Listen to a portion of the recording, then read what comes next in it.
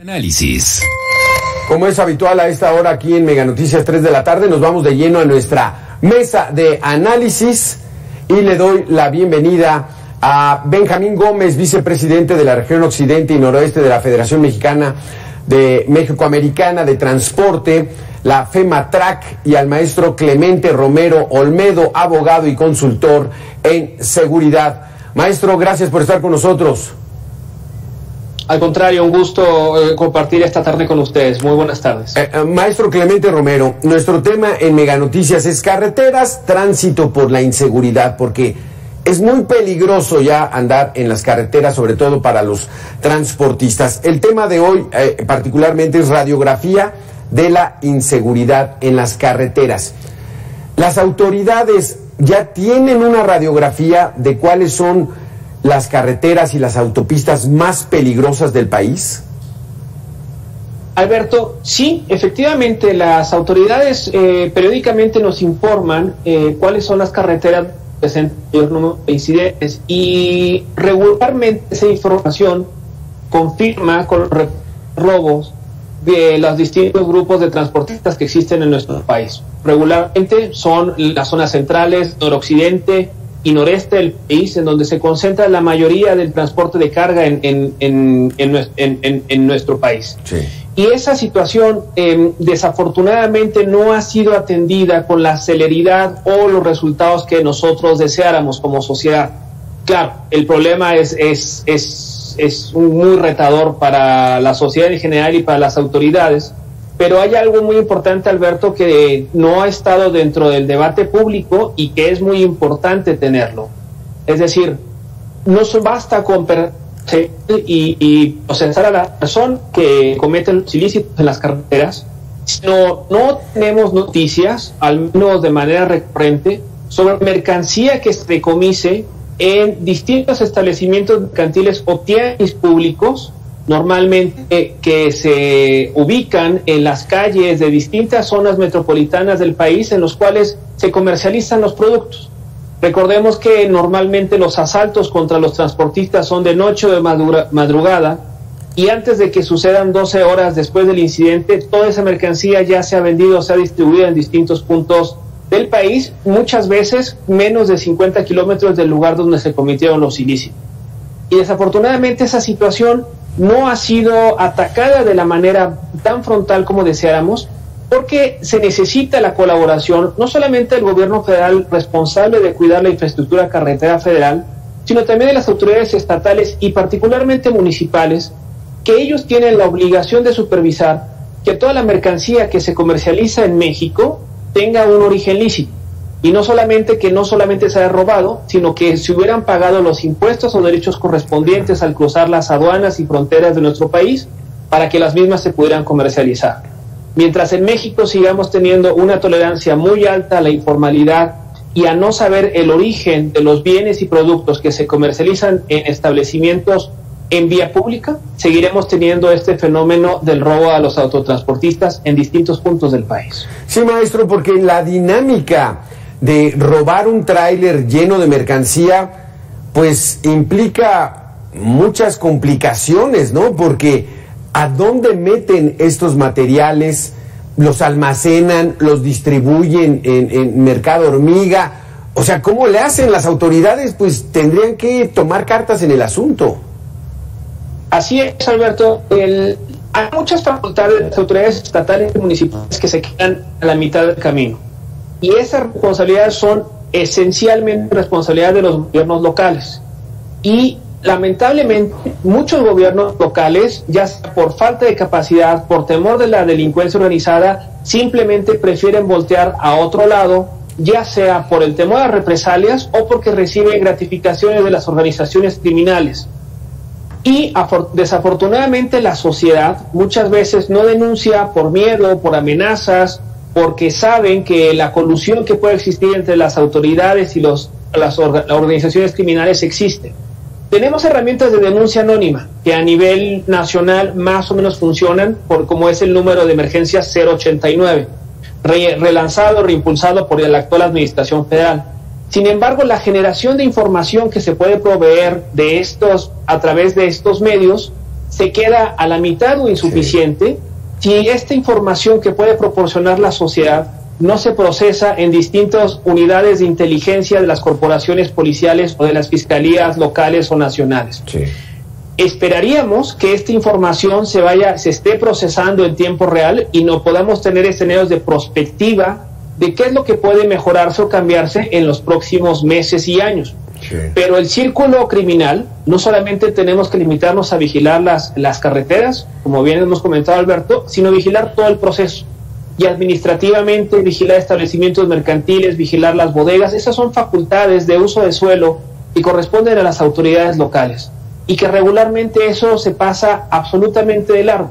Así que para enfrentar fenómenos criminales no basta con detener a las personas, procesarlas o incrementar las penas en los delitos. Necesitamos una política integral y transversal en la cual las autoridades realmente en cada una de sus tareas hagan las actividades a las cuales están comisionados y no se limiten a ser reactivos o a tratar de reaccionar cuando las cosas están desbordadas.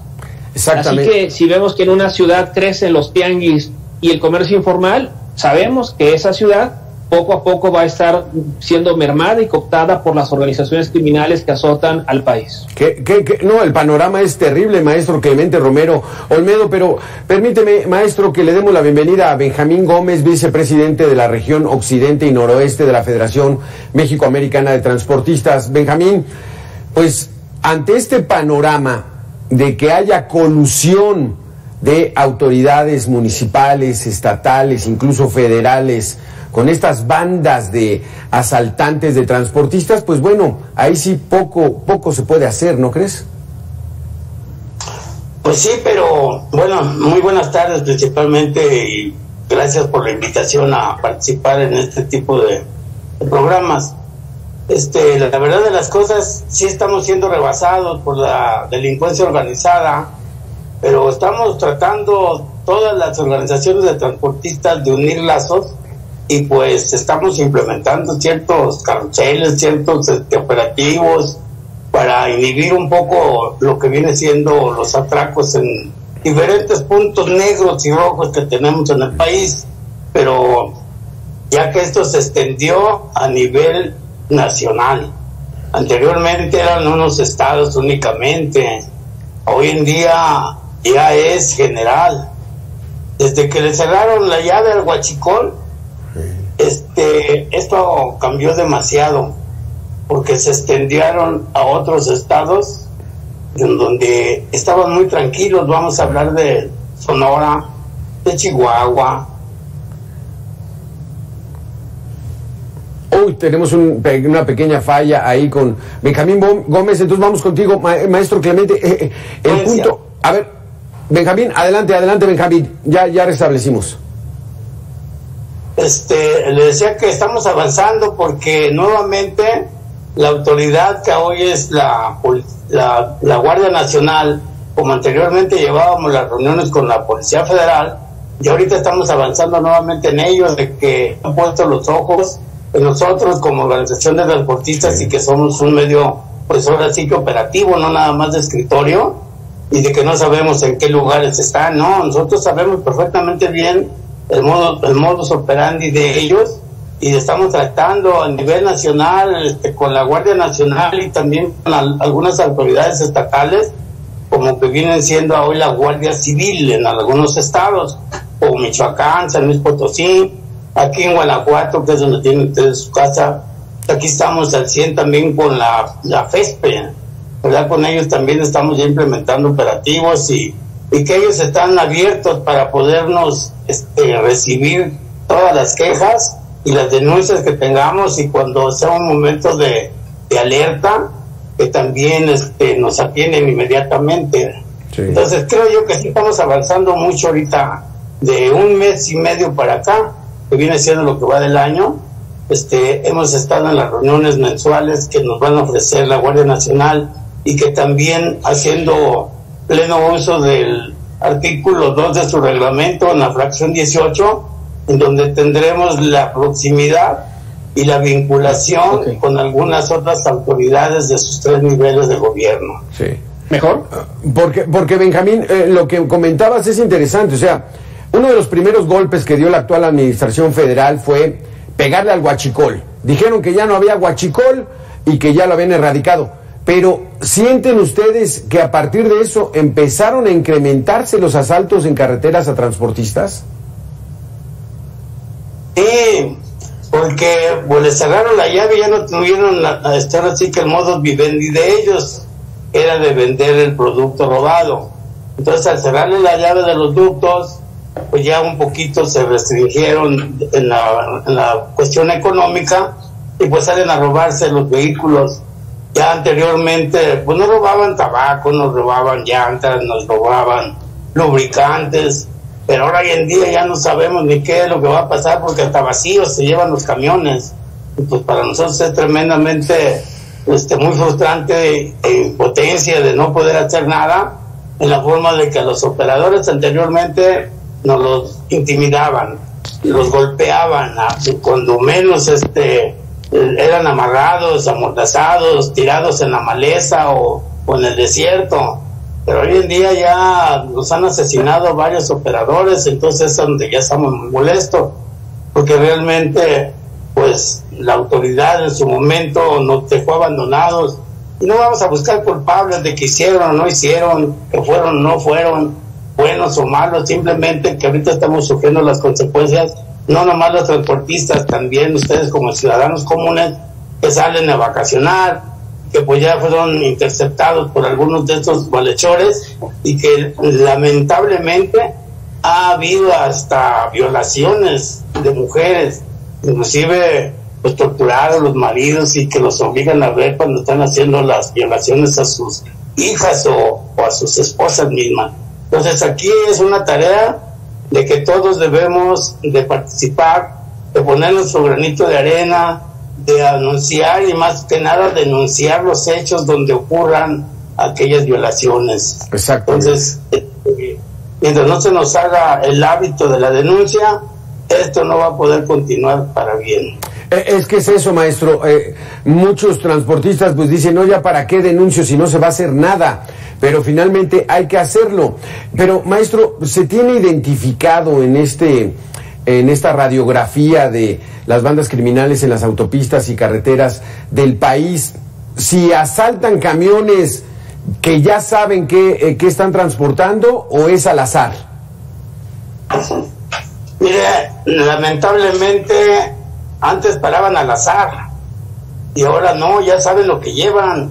O sea que los halcones que tienen pues visualizan muy bien, inclusive como que están en las plantas productoras escondidos, y cuando va saliendo el vehículo pues ahí lo van siguiendo, y ya cuando ven que agarran una ruta pues ya más adelante los están esperando y ya no tenemos una hora específica. Antes era en la noche, no, pero ahorita ya hasta la luz del día lo hacen. Entonces es ahí donde debemos de poner mucha atención, desde que sale uno de la planta donde van a cargar o que van saliendo ya con la mercancía, de ver quién lo va siguiendo y desde ahí alertar a las autoridades.